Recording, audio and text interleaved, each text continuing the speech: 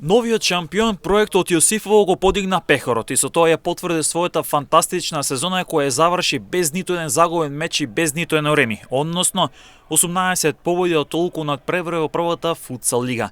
Сезона во која проект ја обедини двојната круна откако успеа да го освои купот на Македонија, каде во големото финале кое се играше во Гевгелија лесно и убедливо го доби Кеги Моби. Проект на домашен терен во Воландово со 10-1 славеше над Бутел и со висока победа ја затвори сезоната без пораз.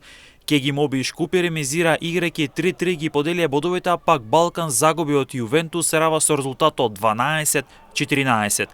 Сезоната ќе биде затворена утре со 2 надпревари. Малаекс утре во Штип ќе го одигра последниот меч како праволигаш против ланскиот шампион Форци и ќе се прости од праволигашкото друштво, бидејќи Штипени од следната сезона ќе играат во втората футсал лига. Клими сезоната ја затвара со меч со Осогово од Кривопаланка.